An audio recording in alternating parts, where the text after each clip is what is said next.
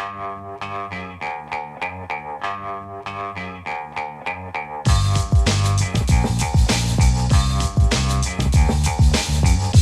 Lehrer on WNYC. So here's a take on the Strait of Hormuz standoff that we might say both sides are losing at the moment. The latest includes President Trump's latest embarrassing stand down, I think it's fair to call it, this time on his very short-lived 20% toll to be paid to the U.S. for passing through the strait, and the fact that the narrow waterway that normally carries roughly a quarter of the world's oil is once again a war zone itself, another development in the last few days after the ceasefire collapsed. On Wednesday, today, a handful of vessels attempted to cross hours after the U.S. resumed a naval blockade of Iran and following an upsurge in attacks on ships by Iran. This follows the collapse of a June 17th Memorandum of Understanding, what's referred to by its acronym MOU in a lot of the news media, between the U.S. and Iran. President Trump said last week he believed the ceasefire was over after Iran attacked 3 tankers transiting Hormuz, and the U.S. has since launched repeated rounds of airstrikes and reimposed oil sanctions in retaliation. So here to help us understand the latest and what options the Trump administration, and for that matter Iran, has is in opening the strait is Gregg Carlstrom, Middle East correspondent at The Economist. His latest article is called "Donald Trump Has No Good Options for Opening the Strait of Hormuz, Yet the Standoff Has Costs for Cash-Strapped Iran, Too." Greg, thanks for joining us. Welcome to WNYC. Thanks for having me, Brian. You write that the July peace deal is unraveling not in spite of the so-called Memorandum of Understanding, but rather because of it. How so?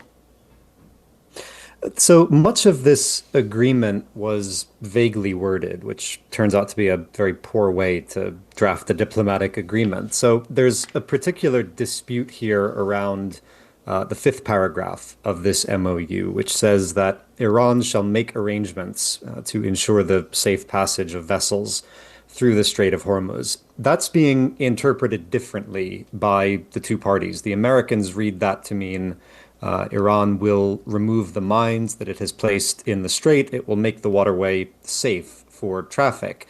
The Iranians read something else into it. They think that language confers upon them a right to administer traffic in the strait. So to decide which vessels are allowed to transit, when they're allowed to do it, to act as a coordinator or an administrator. And the Americans obviously disagree with that and don't want Iran to have that role. So what we're seeing here is essentially a battle for whether the strait is going to be open to everyone or whether Iran is going to have this sort of veto power, administrative power over Hormuz.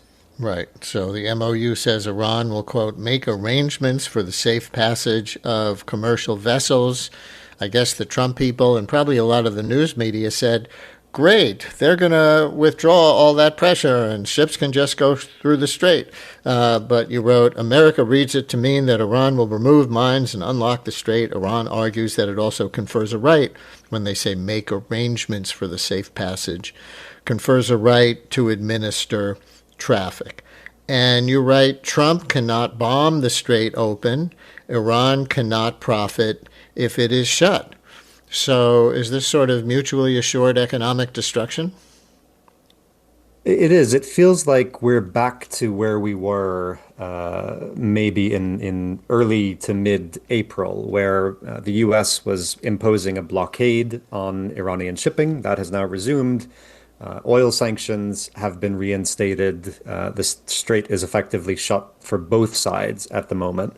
And so the question is, who is going to blink first? We've seen oil prices, global oil prices, jump by about 15 to 20% over the past 10 days, where they were at about $70 a barrel in early June. They're now up to the mid-80s last time I checked. Not as high as we saw during the heat of the war when it was 100 plus a barrel, but still a significant increase. But then for Iran, which is in an economic crisis of its own, suffered extensive damage to industry, to infrastructure because of American and Israeli bombing earlier this year.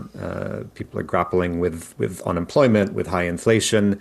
Iran really needs the Strait open as well because it needs to start selling oil. So again, who will blink first? Who is going to feel the pain first? It's not clear. And so on the headline of your piece, that Trump has no good options. You lay out three possible options: keep up limited strikes, escalate, or seek outside help. On escalation, you write that bombing Iranian infrastructure might be a war crime and that deploying ground troops is almost certainly a non-starter in Washington. Let me ask you about the ground troop scenario. NPR just had a segment this morning with a military analyst who said the U.S. might be able to really win the battle for control of the Strait of Hormuz from the air alone. But they very well might not. And of course, Trump does not want to deploy ground troops. That would be another level of American blood being shed that he certainly doesn't want at all, and certainly doesn't want politically at this point in the midterm election cycle. Do you have a read from your military sources about whether it's even conceivably possible to just win the war militarily and the U.S. will control the strait without sending in ground troops?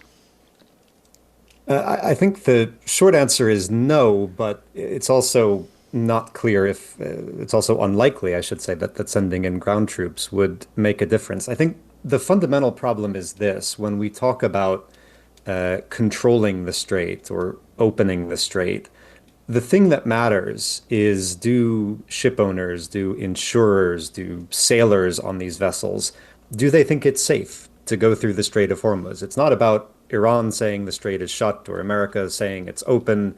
It's about the perceived risk for all of these commercial actors that are involved in bringing oil and gas and other commodities through the strait. So even if you imagine a scenario where the U.S. were to deploy tens of thousands of ground troops all along the Iranian coastline, eliminate all of its missile and drone launchers there, seize a large swath of territory. And again, I don't think this is going to happen. I think it's entirely implausible. But just as a hypothetical, even if that happens, Iran can just go on firing missiles and drones at ships in Hormuz from further inland. It has drones that can fly 1,000 kilometers or more, so it doesn't need to shoot at vessels from the coast. And as long as you can create that feeling of risk, as long as you can make shippers and insurers nervous that they might get attacked when they're going through Hormuz, many of them are going to treat it as closed. So it's never been an issue of someone militarily closing the strait. It's not like Iran, pulled the chain across and said Hormuz is closed. The way they were able to shut it was by taking a few pot shots at commercial vessels. And as long as they're able to do that, they can plausibly threaten to shut the strait at will. What's your understanding about why Iran didn't do that in the past? For all these years that it's been at odds with the West, it didn't play that card. Why didn't it? Well, I think two reasons. One is under Ali Khamenei, the longtime supreme leader who was killed in February, Iran was very cautious about using military force directly. It preferred to act through proxies, through militias in the region, groups like Hezbollah in Lebanon, various militias in Iraq. It didn't want to fight directly. This was a generation of Iranian leaders who came of age during the Iran-Iraq War in the 1980s, where the Iranian homeland was invaded. It was a ruinous 8-year conflict that killed vast numbers of people, immiserated the whole country. They didn't want to risk that again, and so they didn't want to use military force directly. I think that's one reason. The other reason is, what do you want to achieve by doing that? If you shut the Strait of Hormuz when you're not in a shooting war, when Iran is not being bombed by an adversary, you're going to invite that sort of attack on your own country. So I don't think it's something Iran would have done outside of the situation that we've seen this year, where someone else initiated a war on Iranian soil, and this was Iran's long telegraphed response to that war. Listeners, any questions for our guest, Gregg Carlstrom, Middle East correspondent at The Economist, as we talk about the standoff in the Strait of Hormuz, shipping more or less at a standstill with all the economic consequences for so many countries around the world of that and how they get out of it? 212-433 WNYC, 212-433-9692, call or text. So we've been talking about the Trump and U.S. side. On the Iran side, you describe them as torn between relative pragmatists who understand the depth of the economic crisis and ultra-hardliners determined to keep Hormuz in their grasp. Who's winning that internal fight right now, if we can even tell? For the moment, it seems to be the latter camp. I would say there are more pragmatic figures, people like Mohammad Khalibaf, who is the Speaker of Parliament, who has been the main interlocutor with the U.S. in these negotiations over the past few months, who I think recognizes the scale of the economic crisis in Iran. And that's precisely the reason why Iran signed this MOU in the first place, was to secure relief from oil sanctions, possibly ensure the release of some of its frozen funds that are trapped in banks overseas because of American sanctions. They need cash, right? They need to deal with the damage from this war, and they need to deal with the pre-existing economic crisis. But I think you have another faction in Iran that wants to keep control of the strait, perhaps that worries that if we relinquish that control now, then we might lose our leverage over the U.S. in these what are meant to be continuing negotiations about a more comprehensive agreement. And so for the moment, it seems that latter camp has the upper hand, because it really did not take long after the signing of the MOU before Iran started making threats and then started firing at commercial ships. So is this kind of about which side is more pain tolerant? I think that's the case now, and arguably that's been the case for much of the war. The U.S. and Israel, if you look at what they targeted in Iran during the very intense phase of fighting in March and April, they weren't just striking military targets, they were bombing economic targets as well, petrochemical plants, steel refineries, things like that, which did real damage to the Iranian economy. And I think on some level, the idea there was to inflict economic pain, hoping it would compel the regime to surrender, to make concessions. Now, that didn't work. Ultimately, I think it was the United States that blinked first because of high energy prices and what that means for the Republican Party heading towards the midterms. So this has always been, to some extent, an economic conflict, and it seems we're back to that now. And you write that Iran claims the war caused $270 billion in damage to its economy. How big of a deal is that number to Iran's economy? Is it enough to actually shape its behavior in the Strait if this goes on much longer? I would say objectively, it's a huge number. It's about equal to Iran's annual GDP. So we're talking about very, very extensive damage. And again, it's in sectors that are particularly important. Bombing a steel mill, for example, that has all sorts of downstream effects where the automotive industry in Iran, the construction industry, various other sectors that depend on steel as an input, as an intermediate good to produce finished products, they have had to lay off or furlough workers. By the Iranian government's own estimate, more than 1 million people have lost their jobs because of these sorts of strikes throughout the war. And when you speak to people in Iran now, you hear really horrible stories of people who are buying groceries on credit because they can't afford basic essentials, who can't afford, forget chicken or meat, can't afford eggs anymore, people who were once middle class who have been really pushed down into poverty over the past few months. So the economic situation is bleak.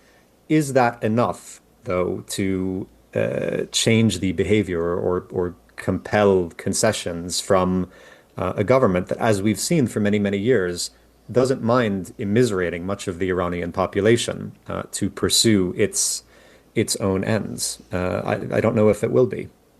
Right. And that's a difference between a democracy and a government like that. Trump can feel the pressure because of the midterm elections. The government of Iran, if it decides it wants to allow people to experience all that pain in pursuit of a longer term, war goal against the United States, then they're kind of more at liberty to do it, right? And they've done it before to some extent. If you think about Iran's nuclear program, this decades-long project to, if not build a nuclear weapon, at least walk right up to the threshold of being able to produce one. That nuclear program brought many, many years of not just American sanctions, but for a period of time, international sanctions as well that have caused profound damage to the Iranian economy. And the regime was willing to accept that, to tolerate that, to push ahead with the nuclear program, even though in the end it didn't actually produce a bomb. It didn't produce a viable nuclear deterrent. So thus far, it hasn't achieved the thing that it was probably meant to do. But they were willing to endure lots of economic hardship in order to continue pursuing it. Al in Brooklyn, you're on WNYC with Gregg Carlstrom, Middle East correspondent for The Economist. Hi, Al. Hi, good morning. Thank you for taking my call. You asked the question who the loser is in this game. It's definitely the United States. And if you listen to Donald Trump, he said it. He said we only have a couple of weeks of fuel. Right now, the gasoline market is being propped up artificially because we have gas. We don't have diesel. We don't have jet fuel. That's why those prices are not coming down, and they're not going to come down. So the problem you had 2 weeks ago, you're going to have in a shorter period of time. So for the United States, unfortunately, there is no good answer. And also, the rest of the area in the Middle East is desert. Iran has mountains. They have water. They don't. If you bomb their desalinization plant, it doesn't affect them as much as the other Gulf states. So tit for tat, everybody loses. Al, thank you very much. On his first point, that the U.S. does stand to lose here with respect to fuel shortages. Trump says over and over again, we don't need their oil, which is largely true on one level. The U.S. is one of the world's biggest oil producers itself right now, but the caller cited diesel and jet fuel, which there were beginning to be some shortages of around the world, before the Memorandum of Understanding was signed. Do you have a sense that, as the standoff goes on, may start cropping up again and in ways that might affect the United States as well as other countries? I think it gets at a really important point, which is we all focus on the headline price of oil, and we look at it now and we think, okay, it's in the 80s. It's not as bad as it was back in March or April. But one of the reasons why it's not that high is because refiners in many countries around the world have trimmed their output. They are not producing as much diesel, jet fuel, other refined products as they normally would. Because oil has been scarce for months, because there has been this war-induced shortage. So, yes, the price of crude is only about 20% or so above where it was, but the price of some of these refined products is still 30, 40, 50% above pre-war levels. And if refiners continue to do these smaller runs, if they're not producing at full output, then yes, at some point, you do get back to talking about shortages of jet fuel, which was a concern earlier this year, higher diesel prices. It's a very real concern, particularly, I think, if we get through the summer and this situation hasn't changed. William in Astoria, you're on WNYC. Hi, William. Hi. What role does Pakistan have in negotiating an agreement between Iran and the United States? You want to take that, Greg? Did you hear it? Sure. If you ask the Pakistanis, they have a very significant role. I mean, they were the first country that started trying to mediate between Iran and the U.S. This was back in March and early April. My understanding of it is that lately it is Qatar, the Gulf nation of Qatar, that has been playing the more influential role as a mediator. Pakistan gets some of the credit. In public, the MOU was called the Islamabad Memorandum, but actually a lot of the behind the scenes diplomacy was done by Qatari diplomats who were shuttling back and forth between Doha and Tehran and the United States. I think they have become the more significant actor, but they're in a very awkward position right now because they have been attacked again in recent days by Iran. It was a Qatari tanker that was hit last week in the Strait of Hormuz, and then there have been missile and drone attacks on Qatar in the days since. So they're in a position where now it's difficult for them to play mediator because they're also being targeted by one side in this war. Oh, and I think we have a call about that point. Marvin in Brooklyn, you're on WNYC. Hi, Marvin. All right. And thank you for taking my call and for your always extremely valuable program. What I don't understand is I haven't read anything or heard anything about why countries like Qatar, Saudi Arabia, etc., who've bought billions of dollars of advanced weaponry, haven't retaliated against Iran for its attacks on their territories, even though the Iranians claim they're only trying to attack American military bases. Nonetheless, they are attacking these countries that are heavily armed, yet they're not doing anything about it. And, of course, Trump never blames them because he has business with them. He blames the Europeans for not doing anything. So interesting analysis, Marvin. Yeah. What about his question? Why don't those countries that Iran is striking in the Gulf strike back militarily? So a couple of them have struck back, albeit in a limited way. The United Arab Emirates, the UAE, has carried out probably dozens of airstrikes against Iran over the past few months. Of course, the UAE was the country that was targeted far more by Iran than any of its neighbors. And then the Saudis say they've also carried out a very limited number of strikes in Iran. So they've done a bit. Why haven't they done more? I think partly it stems from a lack of capacity. I mean, he's right that they have bought all of these very expensive weapons from the US and elsewhere, but they do that partly for political reasons. They do it to curry favor with US administrations, with European governments. They don't actually have well-trained, well-drilled armies that can sustain a sort of long aerial campaign against Iran. And then I think there's also just an element of fear in the Gulf that if you overtly join this war, if you start flying alongside American warplanes carrying out strikes in Iran, Iran can very easily escalate. It can start attacking your power plants, your desalination facilities, things like that, which would, if Iran did it, very quickly make life impossible in the Gulf. This is a very inhospitable region. Temperatures in the summer get above 120 degrees. There aren't really sources of natural water. You rely entirely on desalinated water to sustain these enormous cities in the desert. So there's a real sense of vulnerability. There's a fear that if they were to do more in retaliation, Iran could escalate, and that would end quite badly for them. The caller asked about Pakistan's role. What about China? You write that China has urged Iran to reopen the strait, but urging is all it has done.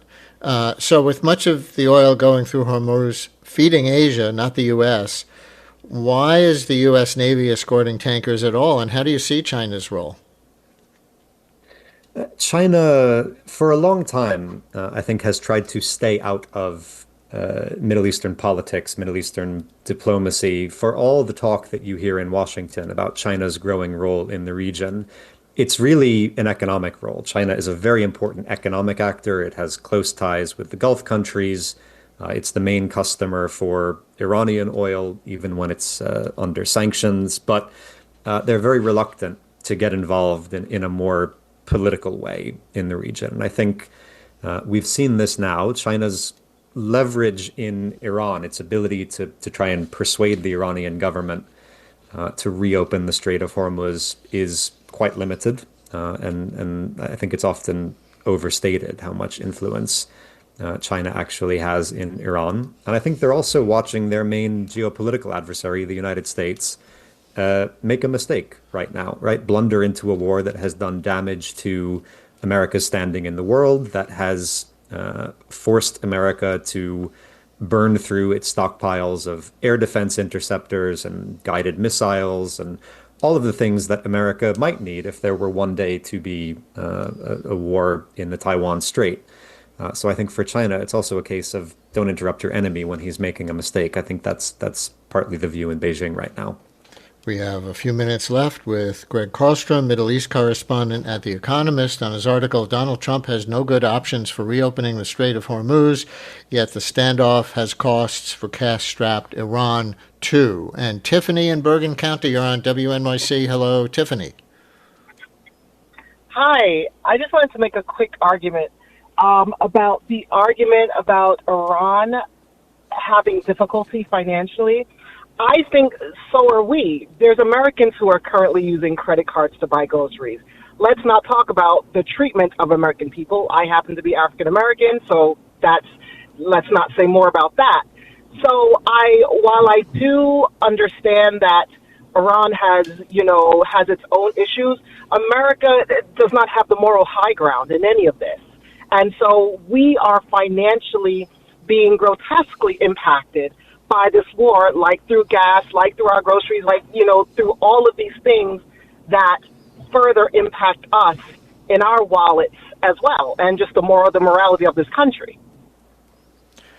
Yeah, I mean, I think that's the premise of Gregg's piece. Gregg, you can comment on it yourself. Both countries are hurting financially, and there's the heart of the standoff in a certain respect, right? Which country is going to be willing to sustain the pain longer, at least from the government's point of view? Right, exactly. I mean, the cost to this for the United States, we're already talking about, I would say, upwards of $100 billion in terms of the cost of this war thus far. And if this standoff goes on for much longer, it's possible you see gas prices start creeping back up to where they were in April or May. So there's absolutely an enormous cost here on the American side. Now, I think the difference perhaps is, and that, of course, is the main reason why Trump's popularity has sunk to the low that it is. He came in promising to do something about inflation, and then he imposed the tariffs, and now this war, which are causing inflation to increase. And, all kinds of Americans, as the caller Tiffany refers to, are feeling it very personally. He came in promising to bring inflation down. He also came in promising not to do any more wars in the Middle East, promising that he was going to be the peace president who wouldn't try to do regime change or nation building or any of these things. And here we are doing the exact opposite of what he promised to do, what he campaigned on. Let me ask you about this flip-flop in the last day or two. Trump floated charging ships 20% of cargo value as a kind of toll, but then then he called it off. I think if you look back not that long, you can see CNN reported Secretary of State Marco Rubio had called tolling not even workable just weeks earlier, and then we know Trump reversed himself within a day, claiming that he has something better, which is that the Gulf states, which would have been those paying a lot of the toll with their ships, have promised to invest money in U.S. businesses instead, invest money in the United States, and that's better. But sounds like just a cover for having gotten so much blowback on this 20% toll idea that he had to come up with some sort of cover to unroll it. What's your understanding of what happened there?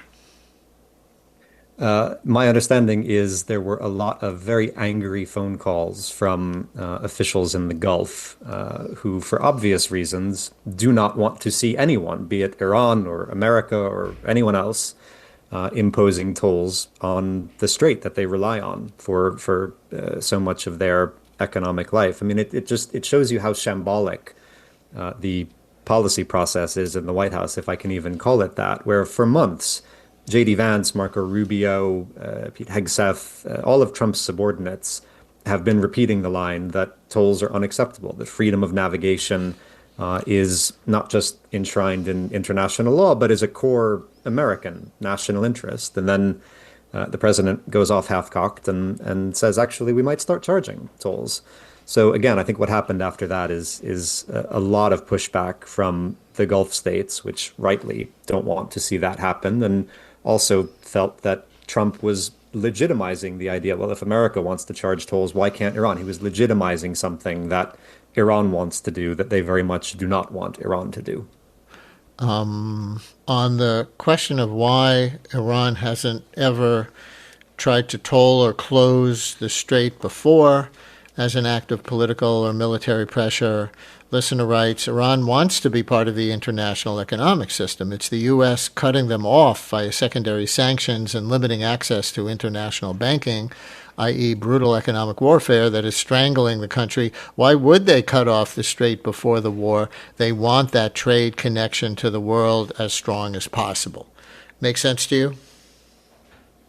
It does, and I also wonder if they even realized before this war just how easy it would be to close the Strait of Hormuz. I mean, yes, they've threatened to do it for many, many years, and the Pentagon has war-gamed it for many, many years. But I think everyone in this region was a bit shocked at how quickly and how effectively Iran was able to throttle traffic through the strait. They might not have even realized that they had that capability. So how does this end? How can this end, given the interests of both sides and the way each side is hurting from, the current stalemate? Do you have a sense? Ultimately, I think this ends much the way it ended back in April when they were fighting the previous time, which was with talks and with an agreement. I mean, the MOU looks to be dead for the moment, or at least on life support. But I would say it's not impossible that in a few weeks or a few months, that agreement is revived. There will need to be some sort of diplomatic agreement between the United States and Iran.